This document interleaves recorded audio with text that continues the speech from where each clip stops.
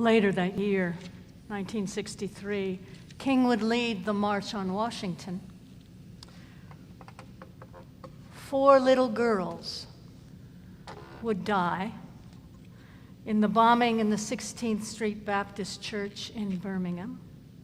And on November 22nd, 1963, John F. Kennedy would be assassinated. Now, when he was alive, Dr. King was not a popular man. In 1963, just 41% of Americans expressed a positive view of him. Only Soviet leader Nikita Khrushchev had lower numbers. And it went downhill from there. By 1966, 2/3 of Americans held a negative opinion of Dr. King. The arrest of Dr. King, Reverend Shuttlesworth, and Abernathy that day was appealed all the way to the United States Supreme Court. And in 1967, SCOTUS upheld that conviction. So King knew that if he entered Alabama again, he would be arrested and jailed. It would be the last of 29 times that he was arrested on misdemeanor charges for his civil rights activism.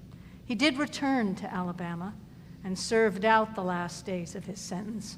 That was October 1967. In 1968, in April once again, he arrived in Memphis to speak at a gathering in support of a citywide sanitation strike. And in that speech, on the evening of April 3rd, in 1968, he said the following, recalling 1963 in Alabama. I remember in Birmingham, Alabama, when we were in that majestic struggle there, we would move out of the 16th Street Baptist Church day after day.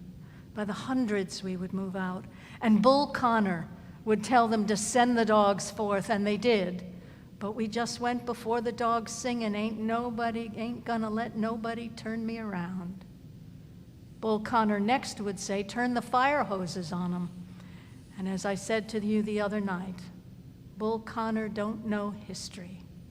He knew a kind of physics that somehow didn't relate to the trans-physic that we knew about. And that was the fact there was a certain kind of fire that no water could put out. That couldn't stop us.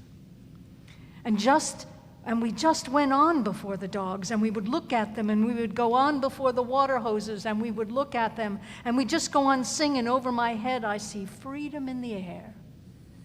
And then we would be thrown in the paddy wagons, and sometimes we were stacked in there like sardines in a can, and we would just go in the paddy wagons singing, we shall overcome. And there was a power there that Bull Connor could not adjust to. And so we ended up transforming Bull into a steer, and we won our struggle in Birmingham.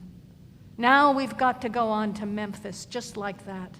And I call upon you to be with us when we go out of here on Monday.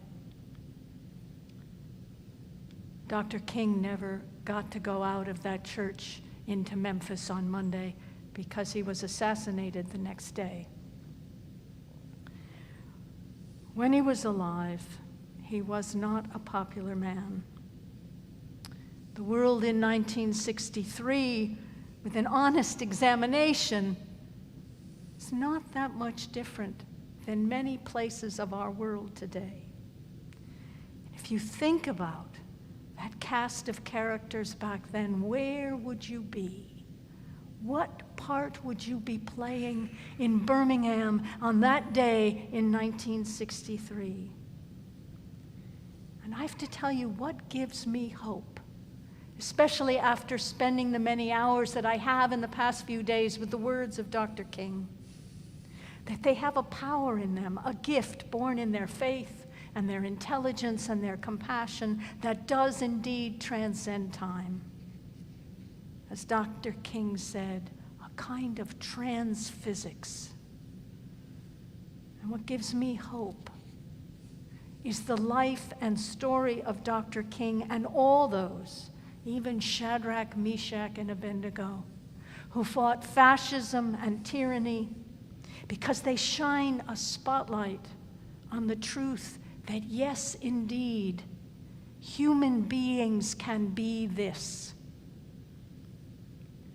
As Shakespeare's famous line in The Tempest said, "O brave new world that has such people in it." Amen.